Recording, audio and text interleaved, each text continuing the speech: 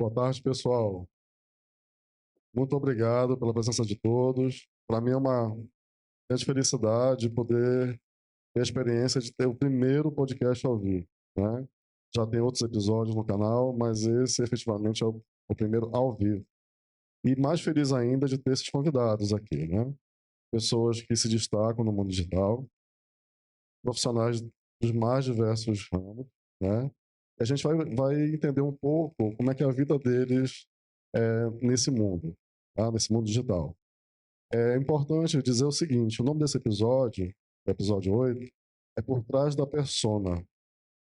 Para quem não entende o termo persona, é exatamente o perfil digital que você constrói. É um perfil que precisa ter empatia com o teu público-alvo. É esse perfil que vai te permitir conectar com as pessoas que você quer atingir.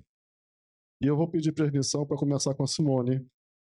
Simone, hoje você tem mais de 52 mil seguidores na tua página pessoal. E eu gostei muito do seu perfil, eu fiquei muito encantado com ele, na verdade. Porque ali eu vi valores assim que todos nós precisamos hoje em dia: força, fé, privacidade, felicidade, otimismo, né? Cuidar da saúde. Explica pra gente como é que foi construir esse perfil. Oi, boa noite. Ele foi construído de maneira muito natural, muito intuitiva, não tem a persona como foi construída a personagem. Essa sou eu. Eu compartilho o meu dia a dia, o meu estilo de vida, e esse estilo que foi construído desde o momento que eu nasci. Sempre fui uma pessoa que praticou atividade física, sempre fui essa pessoa alegre, comunicativa, meu perfil comportamental é influente, dominante. Então, para mim, não é algo que faz parte do meu dia a dia. Então, eu acordo, vou fazer minha atividade física, tenho um momento com os filhos, né? Estudo com eles, vou para o esporte. Isso eu vou compartilhando com meus seguidores. E o que há de mais interessante é o feedback de como eu consigo gerenciar o tempo. Né, de que maneira eu organizo. Então, eu vou compartilhando, entregando esse tipo de conteúdo de maneira muito natural. Eu não faço planejamento de quantos vídeos, de quantos stories.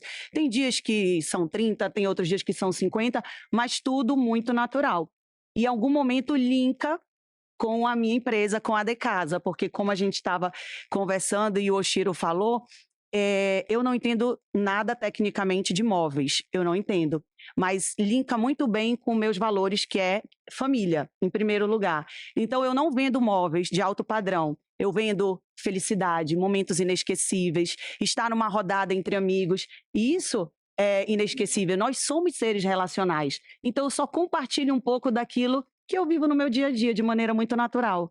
Excelente, Simone. Ou seja, você é você, É, independente do mundo que você está, né? exatamente. Cecília, vou continuar com você. A Cecília, gente, eu conheci no início da jornada desse mundo digital. E eu lembro de uma palestra dela, acho que no primeiro ano que ela começou a investir em marketing digital, onde ela se dizia uma pessoa muito tímida, né? Mas que ela encontrou nas redes uma uma voz para passar os seus conhecimentos, enfim, para poder compartilhar o que ela faz no dia a dia. Cecília, você nos passa uma imagem muito delicada, mas você é neurocirurgiã, Exatamente. né? Que é um segmento da medicina de alta complexidade, onde só pessoas com situações muito graves vão recorrer, né? Como é que é conviver nesse mundo tão, desculpa chamar assim, bruto, né? E complexo? Você como profissional e uma mulher profissional. Tá certo. Boa noite, pessoal. Obrigada pelo convite. Estou muito feliz de estar aqui. Dá para ouvir agora? Deu? Tem que encostar. Pronto. Boa noite. Obrigada pelo convite. Eu fico muito feliz de estar aqui e de compartilhar essa experiência, de uma pessoa que tinha um preconceito com o mundo digital, como eu, né? E que agora venham participando disso mais ativamente e que venham recebendo muitas propostas de trabalho por conta disso. Antes do Oshiro, que eu sou muito grata ao Oshiro e à Gisele, a minha rede social era fechada, eu não atendia telefonemas desconhecidos, eu entrava no centro cirúrgico de manhã e saía à noite, era isso que eu fazia todo dia. E eu pensava assim: por que que eu tenho que entrar no mundo digital? Será que alguém vai escolher alguém para abrir a sua cabeça através de um Instagram? Será que ia fazer diferença para mim? Então eu tinha esse preconceito e o meu marido me inscreveu no curso do Oshiro e me deu de presente esse curso. Foi um presente, fizemos juntos, né, na pandemia ainda, e foi quando a minha chave virou realmente. Eu vi assim quanto é maravilhoso a rede digital, se usarmos com responsabilidade, com cuidado e com estratégia também. Eu lido com momentos muito difíceis da vida das pessoas, às vezes um diagnóstico de um tumor cerebral no adulto, numa criança, um AVC, um tiro na cabeça, como a gente também tratou recentemente. Então, eu resolvi estudar, como passar tranquilidade e acolher meus pacientes e a família no pior momento de suas vidas. Então, eu não falo sobre cirurgia, eu não mostro técnica cirúrgica, eu não vendo o meu serviço para outro médico, até porque o médico oftalmologista não quer saber como é que o neurocirurgião opera, não é? Então eu entendi que a minha linguagem tinha que ser uma linguagem leve, acessível. Quem for ler meu conteúdo não tem muita coisa técnica, realmente. Eu falo para aquele paciente que tem um tumor cerebral que eu posso acolher. Eu falo para o paciente que tem o AVC que ele pode ter qualidade de vida. E meu foco atual é dor. Um paciente com dor lombar, dor cervical, que ele pode vencer, que ele pode ser acolhido e que ele não precisa conviver com dor. E foi aí realmente que a minha chave virou. E sou muito grata a você, Oshiro. Carlos Oshiro, acho que todo mundo aqui, ou boa parte das pessoas aqui, tem muito a te agradecer, né? A própria ideia do podcast, ela surgiu da nossa mentoria, de ter um podcast no meu escritório. Eu aprendo muito com o Oshiro sobre várias coisas, né? Como é difícil um advogado sério, todo certinho, se transformar em alguém que pode enfrentar as câmeras e estar aqui conversando com vocês. Oshiro, você é conhecido por parte dos empresários como embaixador da nova economia, né? Fala um pouco para a gente o que esse termo significa. Bom, Pedro, eu acho que as pessoas que estão aqui, nós são grandes exemplos dessa quebra de paradigma. A nova economia, se a gente for resumir qual é o conceito de nova economia, é como você utiliza a tecnologia para tornar o mundo das pessoas melhor. E nós pagamos um pouco esse preço, né? Porque tivemos aqui alguns entraves do pioneirismo. Eu acredito que é um dos primeiros podcasts som, né? Um dos primeiros podcasts sendo transmitido ao. Então, a gente tem essa som, oi? A gente paga um pouquinho o preço desse pioneirismo. E nós utilizamos a tecnologia para tornar o mundo das pessoas melhor. A história da Cecília, da doutora Cecília, a história da Simone, a história do Pedro, que é uma quebra de paradigma também, provavelmente, ou em alguns momentos, estão influenciando outras pessoas também a seguirem esse caminho. Eu acho que o grande desafio nosso, né, Pedro, quando a gente utiliza a rede social, é ter essa congruência. Então, a Simone tem esse sucesso porque ela é assim. Eu, por exemplo, eu sou uma pessoa mais séria, dificilmente você vai ver eu na rede social, né, fazendo alguma gracinha, alguma palhaçada, porque não faz parte do perfil. Então, acho que esse desafio de você ser o que realmente você é nas redes, assim como você é no seu ambiente de casa e no trabalho, é o que faz a grande diferença. Eu fico muito feliz, né, você ser um quebrador de paradigmas também, porque você tem tecnologia no seu escritório, né, de advocacia, talvez um dos primeiros que tem um estúdio de podcast, né, e você também se tornou um comunicador, um apresentador quebrando paradigmas, e isso vem de encontro ao nosso propósito da Targo, que é quebrar paradigmas. Cecília, tanto eu quanto você temos profissões muito tradicionais, Sim. né? A gente leu a apresentação do Alex, quem é inteligente ou quem é focado no conhecimento não vai para o mundo digital, alguma coisa assim. Então existe muito preconceito por parte dessas profissões tradicionais irem para o mundo digital. Como é que foi lidar com isso com os teus colegas nessa virada de chave? Certo. É uma ótima pergunta, porque no início eu também tinha esse preconceito, né, um preconceito terrível, falar: "Nossa, eu vou virar blogueirinha?" Eu perguntei isso, eu falei: "Gente, eu não quero virar blogueira". E aí um colega médico disse para mim: "Por que não?" E eu fiquei tentando lembrar por que que eu não queria ser blogueira. E aí eu comecei a ver o Instagram com outros olhos, comecei a pesquisar, eu amo ler, e eu vi que tinha muita gente falando besteira ali, né. E aí eu falei: "Gente, então se eu tenho um conhecimento, se eu tenho embasamento científico, então eu devo falar". As pessoas que não se preparam, assim, algumas vezes falam sem preocupação nenhuma, então eu que tenho esse preparo, que passei uma vida toda estudando, eu acho que eu posso e tenho um conhecimento para começar a falar sobre neurocirurgia. Então eu comecei a falar. No início eu fui criticada, sim, né, por conta da neurocirurgia na rede social, até porque eu sou mulher, já começa daí, né. Nós somos 5% de mulheres neurocirurgiãs em todo o Brasil, mas agora o mesmo grupo que criticava contratou uma empresa de marketing também e estão fazendo os vídeos de blogueirinho. Aí eu falo agora: "Nossa, você também está fazendo, né, também está apontando", porque eles implicavam com aqueles nossos rios, né, que aponta, né, quais são as dicas para enxaqueca, eu falo muito de dor, e eu acho que foi isso que gerou uma maior implicância na época, mas eu sou altíssimo D, como o Chiro, eu também não gosto de muita brincadeira, não tenho muito senso de humor, né, então eu sou zen, eu sou tranquila, mas eu não gosto de brincar no Instagram. Então, assim, eu tive uma equipe de marketing maravilhosa, que foi a Simone que me indicou, e que eles souberam identificar exatamente o meu jeito, o que eu queria passar, o que eu queria comunicar também, sem precisar fazer a dança, né. Tô até no TikTok, mas eu não faço a dancinha, né, eu eu transmito a mensagem que eu acho importante. E o nosso tempo é muito corrido. Nós todos deixamos de fazer alguma coisa para estar aqui hoje, não é? Então eu penso que se eu vou produzir o conteúdo, se eu vou falar alguma coisa, é porque realmente tem que valer a pena e tem que ser alguma coisa que vá fazer diferença na vida de alguém. Às vezes a coisa é muito simples para mim, mas pode ser que para uma mãe não seja. Por exemplo, a maior pergunta que fazem para o neurocirurgião é assim: "Meu filho bateu a cabeça, ele pode dormir? Não pode dormir, não pode dormir", levam para o pronto-socorro o bebê sem dormir, a criança está morrendo de sono e não pode dormir.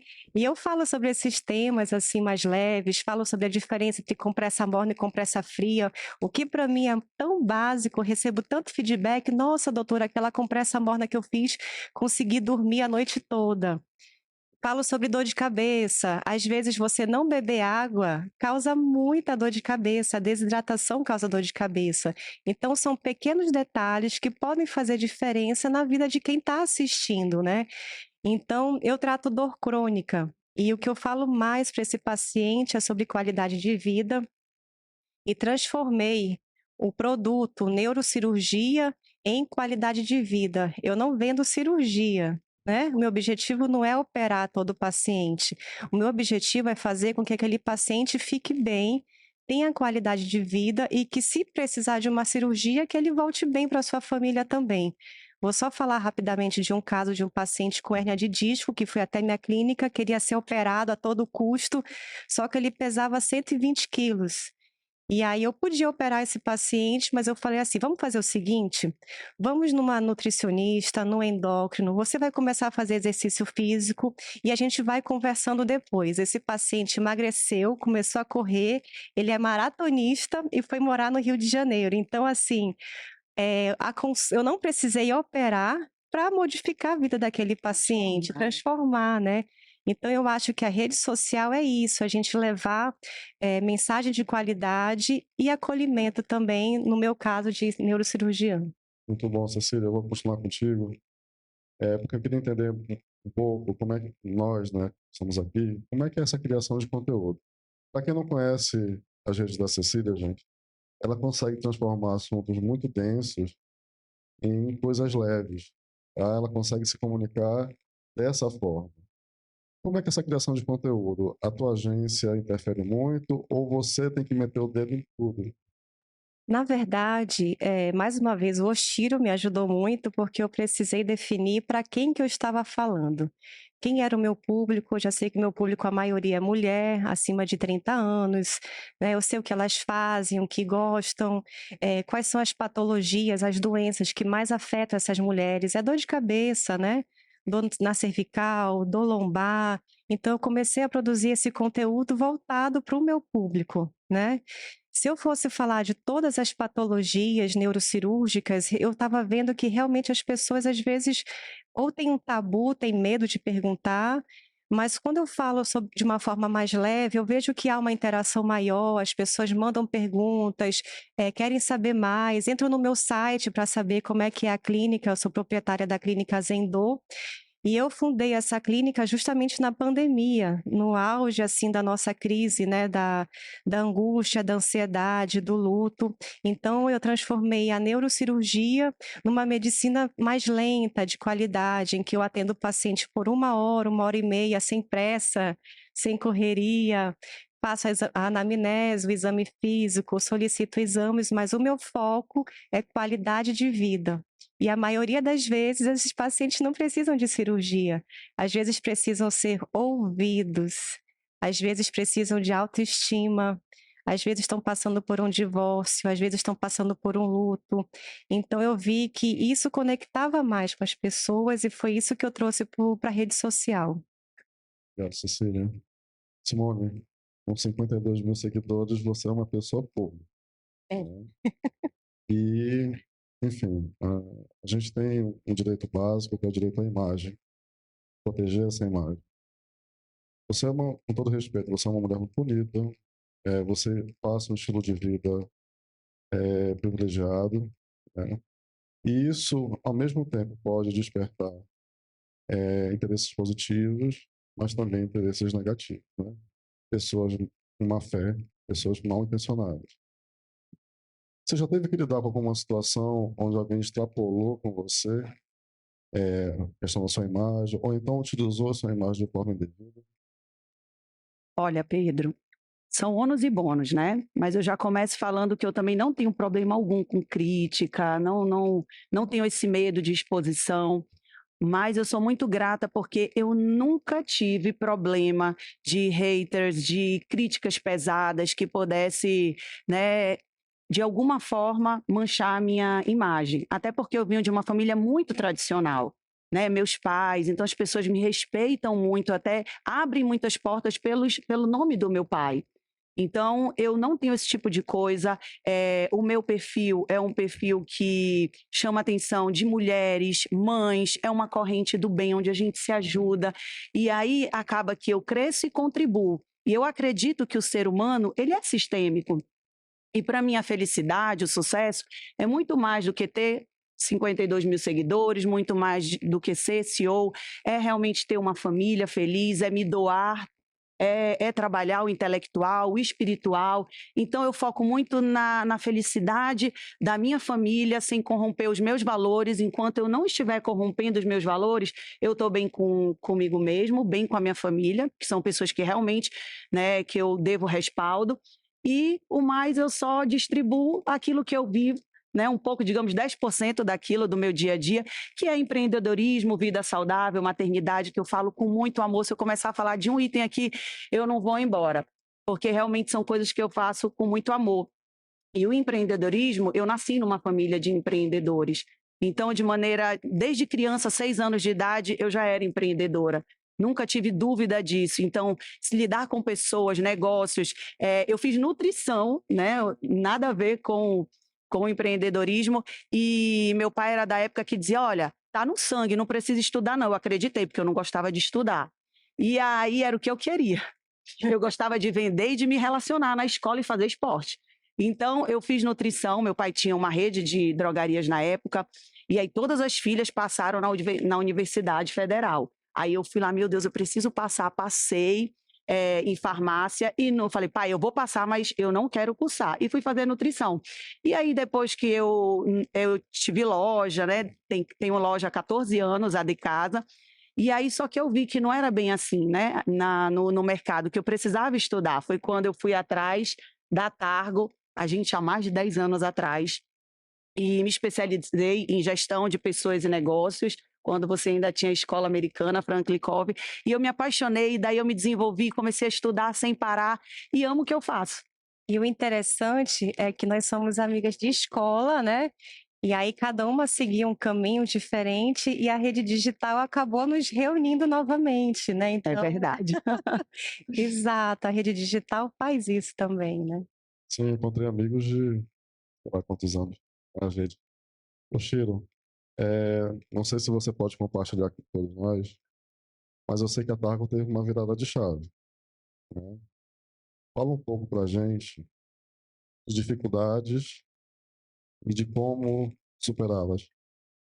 Na realidade, todo mundo tem um perfil, né, comportamental. O perfil meu e da Gisele, por incrível que pareça, é um perfil mais reservado, é um perfil de baixo I. Quem entende de DISC, que aí já fez a nossa imersão, deve compreender lá o D, o I, o S, o C. Os nossos I são baixos.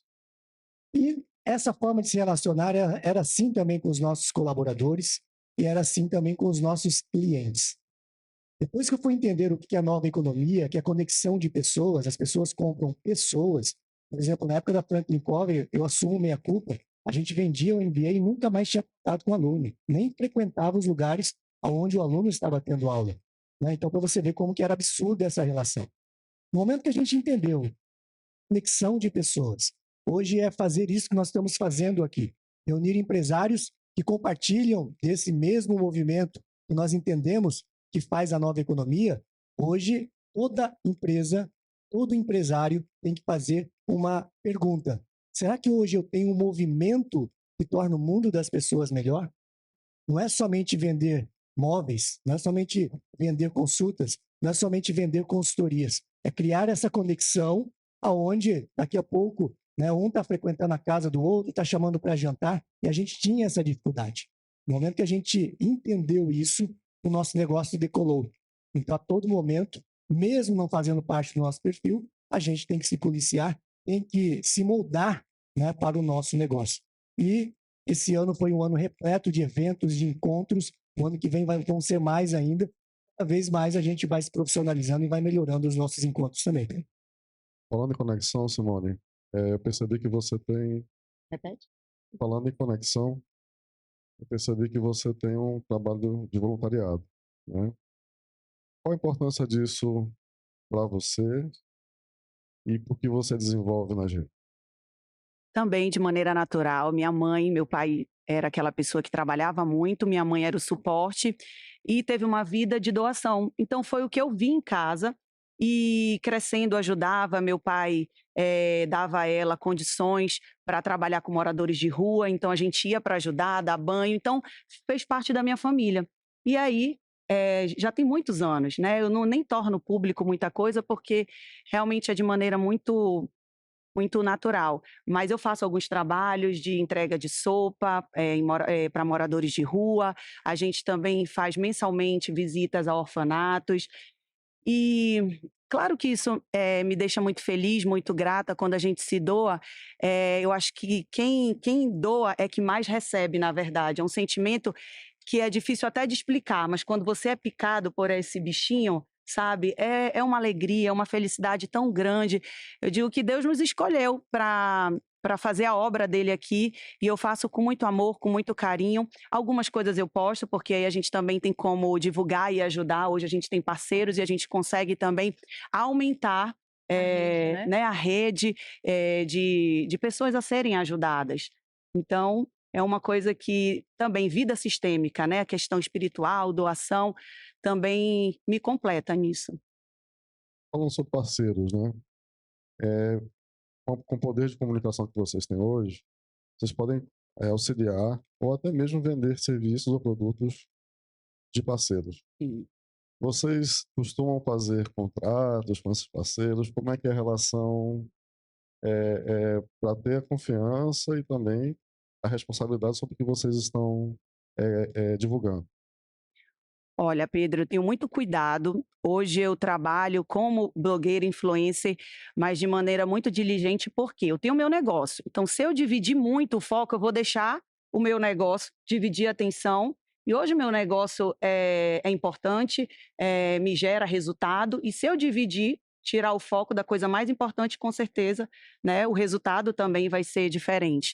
Então eu faço alguns trabalhos que fazem parte da minha vida, né, do dia a dia, seja uma consulta pediátrica dos meus filhos, seja questão de beleza, né, de produção, coisas do dia a dia. Tenho algumas marcas fora.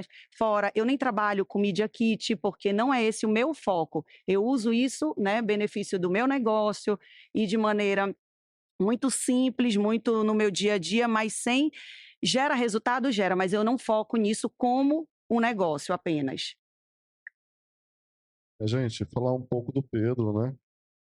A gente ouviu aqui essas 3 pessoas brilhantes. Mas, assim, o meu grande desafio, esse podcast, acreditem, é um podcast jurídico. E o meu, e o meu grande desafio é transformar algo que as pessoas têm um pouco de receio, ou muito receio, em algo leve e consiga se conectar, comunicar àquela pessoa que está assistindo. A gente já falou no podcast sobre franquia, a gente já falou sobre escolas, enfim, e nunca de uma maneira tão pesada como o juridiquês. É sempre a realidade, é sempre trazendo elementos dessa realidade que possam ter uma conexão com o direito, porque o direito está em tudo, gente, Sim. tá? A gente falou aqui de imagem, a gente falou de parceria, justamente por isso. É como a gente pode, por exemplo, auxiliar pessoas que trabalham com mídia digital, tá? Oshiro, vou finalizar contigo, né, que nosso tempo já está acabando, a gente tem que dar espaço para as pessoas perguntarem. Qual é o teu recado para quem quer ingressar nesse mundo digital? Bom, o recado que eu dou é utilizar aqui o tema da palestra do Dr. Alex, né, que a gente utiliza muito. Quem tem medo do ridículo nunca chega ao extraordinário. Então, para você ter essa percepção e ser firme nisso, você tem que ter o propósito, falando novamente do propósito. Porque se esse propósito faz a diferença na vida das pessoas, você não vai ter vergonha de nada, né? Então, a gente vê tanta coisa na internet e está tudo bem. A gente vê tantas situações acontecendo, né, no mundo dessa influência digital, desde que não seja errado, todo mundo tem o seu público. Então, se você faz dancinha e você tem esse público, está valendo. Se você fala, né, de um tema específico, está valendo. Então, acho que dar o primeiro passo e não ter medo do ridículo, eu acredito que esse é a mensagem que a gente deixa. Muito bom. Pessoal, nós temos aqui ainda 7 minutos. Eu combinei com o Chiro que a gente daria espaço à plateia para fazer perguntas, caso vocês tenham, tá? Então fique à vontade, por favor. Quem quiser tem que vir aqui na frente, pagar também pagar não mico, né, mas se expor como a gente está se expondo aqui, tá certo? Vamos lá, vamos perguntar, vamos entender qual é o diferencial para quem trabalha nesse mundo. Alguém gostaria de fazer uma pergunta? Alguma pergunta, alguma dúvida? Lembrem lá, não tenho medo do ridículo. Tá vendo, doutor Alex? Fazer uma pergunta para a doutora Cecília. Qual era o maior paradigma que você precisou quebrar quando você iniciou? Você falou que fez uma imersão com o Chiro, destravou ali essa parte lógica da rede social, mas eu queria que você tentasse lembrar lá no comecinho que todos nós temos, né? É pela nossa formação mesmo, a gente é bem contra isso, essa Sim. exposição. Aquilo que você disse também, que muitos colegas, por serem muito influenciadores, acabavam defendendo coisas absurdas, e a gente viveu muito isso, né? Até brinquei aqui da água com limão, mas a gente consegue falar disso o dia todo aqui. E, então, eu queria que você falasse sobre qual foi o maior paradigma seu, específico, que você precisa quebrar. Certo. Para ser bem sincera, o maior paradigma foi o meu preconceito, não era o outro, como a Gisele fala. Nós trazemos crenças durante a vida toda, né, então, assim, a minha família é família militar, família Rondon, né, então eu tive uma criação de militar. Depois fiz faculdade de medicina, fiz neurocirurgia, um local que só tinha homem. Então, aos poucos eu acreditei que eu tinha que ser muito séria, que eu só podia usar preto e marrom, que eu não podia usar unha muito colorida, que eu tinha que ser a primeira a chegar, a última a sair, que eu nunca podia errar, que eu nunca podia dizer que eu não sei, porque eu estava sempre competindo com os homens na neurocirurgia. Até que eu tive que quebrar as minhas crenças, acho que foi isso. E aí eu comecei a fazer algumas coisas mais leves, eu não precisava mais mostrar para ninguém, né, que eu não era tão nova. Teve uma época que falava assim: "Nossa, você é mulher e você é muito nova". Então eu deixei meu cabelo branco crescer, para tentar mostrar que eu não era tão nova, que eu podia também operar como eles operavam. Só que aos poucos, assim, eu fui assumindo chefias de serviços, da empresa também, da neurocirurgia, e vi que não precisava mais mostrar nada para ninguém, eu precisava só ser quem eu era realmente, quem eu sou realmente. Eu sou tranquila, zen, e aí acho que foi essa a maior quebra de paradigmas. E outra coisa também que eu quebrei, é que eu não atendi o telefone de desconhecidos, né, e agora depois da mentoria com o Chiro, eu atendo um paciente com dor, eu dou meu telefone para aquela paciente, assim, ela me liga na hora do jogo do Brasil, ela me liga de noite, de madrugada, mas eu acabei falando: "Olha, depois das 11 eu durmo". Então, a gente acaba criando um mecanismo para dizer: "Olha, mas eu durmo mesmo, 11 horas eu durmo, porque o sono é muito importante para a qualidade de vida, eu tenho que fazer o que eu prego, mas 6 da manhã, se você me mandar uma mensagem, eu respondo de volta". Claro que já passei pelo período de sobreaviso, aí eu não podia dormir, mas essa fase agora, depois da virada de chave, eu não trabalho mais à noite, eu não faço plantão final de semana, eu não trabalho de madrugada, e graças a uma organização e maturidade, eu consegui mostrar para as mulheres que elas podem ser neurocirurgiãs, elas podem ser mães, esposas, donas de casa. Não é fácil, mas nós Blogueira, né? mas nós e blogueira, mas nós podemos tudo. Eu acho que foi essa a maior quebra, porque eu estava muito focada em mostrar que eu podia, e a gente não precisa mostrar tanta coisa assim para os outros, né. Parabéns, Acho que doutora. foi Obrigado. isso. Eu vou Mais alguém, provocar aqui, pessoal? Pedro. Se não tiver mais alguém, tem uma Sim, pessoa. professor. Eu vou provocar o Bruno para fazer uma pergunta aqui. O Bruno é bem ativo no grupo da imersão. Boa noite já, né. Eu queria fazer uma pergunta para o doutor Pedro. A gente Já. fala um pouco de quem, quer ter um envolvimento maior com a rede social, tem o medo do julgamento, né, e principalmente quando você tem uma área técnica, que é o seu caso Sim. também, né. Então, falar, pessoalmente, falar em palestra, tem uma facilidade porque domina aquele assunto, aquele tal. Mas quando vai como você falou, né, quando vai só para a câmera e você não consegue ver ninguém balançando a cabecinha para você, para te dar algum retorno, isso é bem difícil. Vocês tiveram dificuldade, em especial porque você tem uma parte muito técnica, como é que vocês lidaram com isso? Porque isso é uma coisa que muito me interessa. Qual é o teu nome, desculpa? Vanessa Mello. Vanessa, obrigado pela pergunta. Eu vou te dizer, eu vou usar como recurso duas afirmações que já foram colocadas aqui hoje, tá? Primeiro, não se preocupe com a forma, vá e faça. Eu acho que isso realmente te força a dar teu jeito de tornar aquilo interessante, tá? Isso funcionou muito comigo, tá? E a segunda questão é o conteúdo. Eu espero ter passado para vocês aqui, através dessas pessoas, muito conteúdo, né? Para quem está querendo ou pensando em se inserir nesse mundo digital, né? Entender que por trás da persona que consegue 20, 50 mil seguidores, existe uma pessoa de verdade que passa os seus valores e suas verdades através da sua rede social. Eu acho que funciona também se você é verdadeiro, É. entende? Vanessa, e só assim para acalmar os corações, né, assim, para mim não foi fácil, eu não sou tão talentosa, assim, para rede social como a Simone, eu pedi ajuda dela, eu falei: "Simone, me ajuda, né". Mas, assim, quando o meu Instagram era fechado, quando eu abri o Instagram com o Chiro, eu passei 3 dias, assim, ansiosa. Olha que eu não sou ansiosa, mas eu falei: "Alguém vai falar alguma coisa que eu não vou gostar e eu vou rebater, a confusão vai começar", né. Estava criando, Eu já né, todo estava o cenário. criando, assim: "Ai, nem opera bem, olha aí, é uma mulher operando", eu achei que ia ter algum tipo de de brincadeira desse jeito, né? Porque durante a minha residência médica eu ouvia muito isso, né? Olha, lugar de mulher na cozinha. Então acabou que isso ficou ainda no meu subconsciente e achei que na rede social seria da mesma forma. E aí, quando eu completei 1 ano de rede social aberta, eu falei: "Oxiro, eu recebi tanto carinho, tanto incentivo, tantas meninas que querem ser cirurgiãs, tantas mães que querem fazer medicina, tantas mães que perguntam coisas sobre dor, sobre lesão cerebral". Então, assim, o ganho foi muito maior do que todo esse medo, sabe? Mas, assim, no início eu falava assim: "Ai, não vou postar esse vídeo porque eu tô um pouquinho acima do peso. Mês que vem eu vou estar com 1 quilo a menos, eu acho que vai ficar melhor".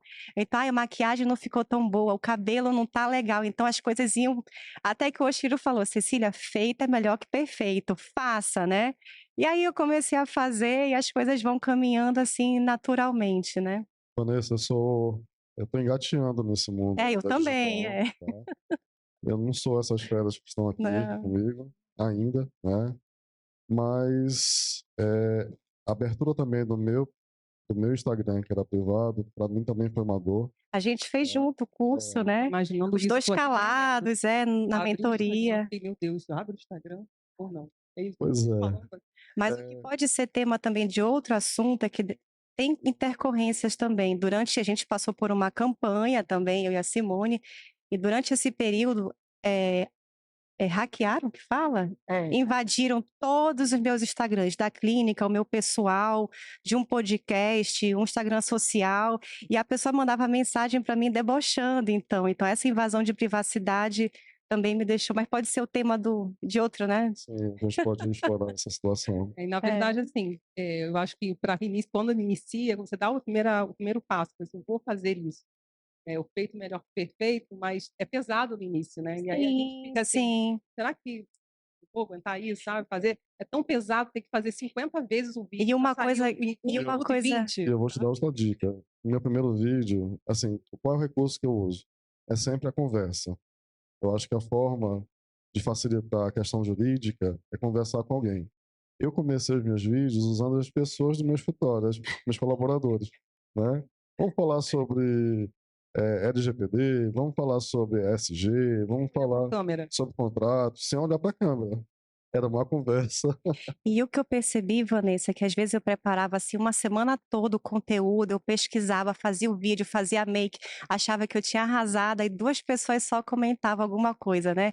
E teve uma vez que eu publiquei sobre um chá de gengibre, né, que auxilia na dor, e aí encontrei pessoas no supermercado: "Olha, eu lhe vi, eu tomei o chá", então assim, uma coisa simples faz mais diferença do que um conteúdo, às vezes, tão complexo, né. "Doutora, eu tomei aquele chá, deu certo", "Doutora, o chá é horrível", então às vezes, assim, o que é muito simples pra gente pode fazer diferença para alguém, né. Perfeito. E só para finalizar, e quanto tempo demorou para vocês terem essa com mais leveza fazer isso? Quanto tempo, mais ou menos?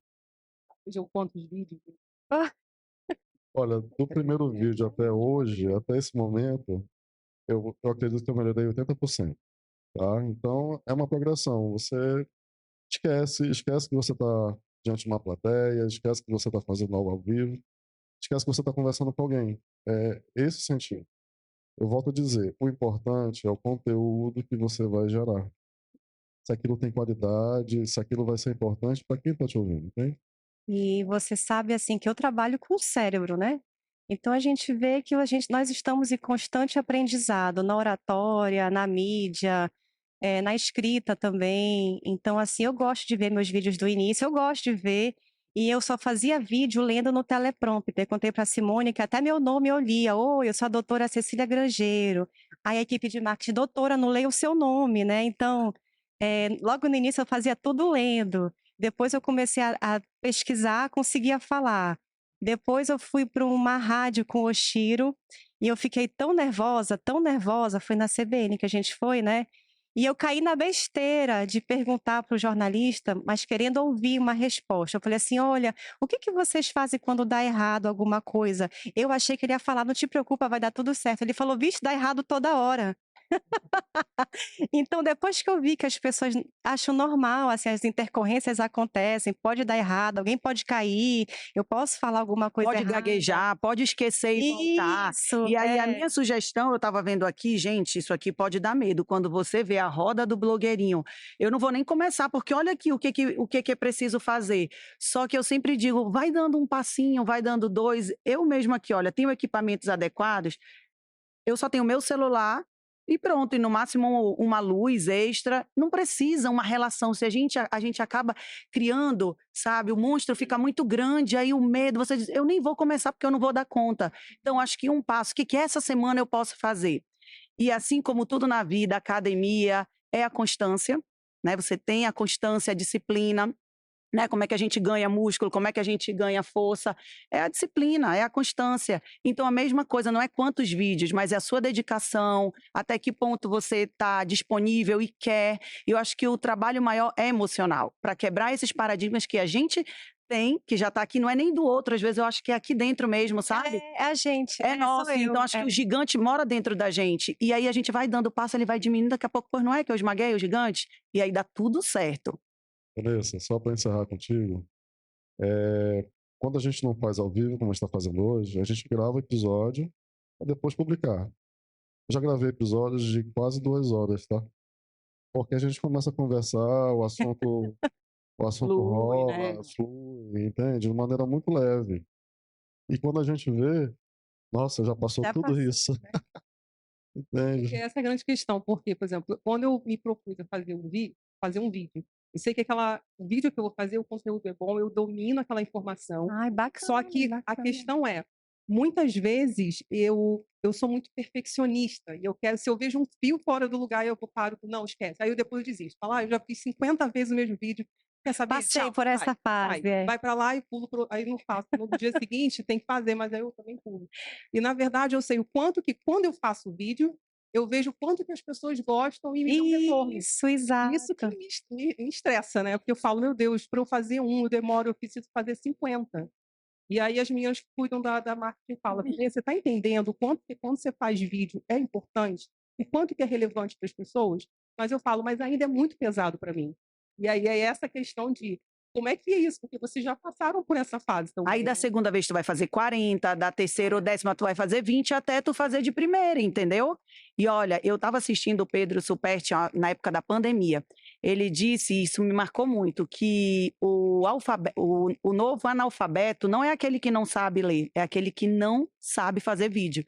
Então, assim, se é importante a gente estar no mercado, eu quero resultado para minha vida. Você quer, Vanessa? Então, assim, se eu quero, o que eu tenho que fazer hoje para daqui a pouco eu estar cada vez mais apta a fazer um vídeo mais rápido ou mais prático, de primeira, entendeu? É treino, não tem para onde correr. Não tem facilidade, mas daqui a pouco você está, ó, dando aula. Eu já gravei 3 episódios no mesmo dia, tá? Obrigada, viu? Obrigada. Pessoal, ô Chiro, acho que a gente pode encerrar por aqui, né? Você ia falar do Bruno? O Bruno perdeu a vez. Ele manda lá no grupo. Acho que nós estamos com o tempo encerrado, né, gente? Bem apertado. E a gente tem ainda o nosso happy hour, que eu acho que é muito importante. Gente, muito obrigado. Eu espero que vocês tenham se Aí divertido. vocês podem fazer perguntas para a gente lá no happy hour. Aí a gente, personalizadamente, nós vamos fazer a resposta. Tá bom, então, muito obrigado. Acessem lá o nosso canal, Pedro Câmara Advogados, tá bom? Vejam os vídeos que nós já publicamos, que podem ser bem interessantes para vocês, tá bom? Muito obrigado, pessoal. Obrigado.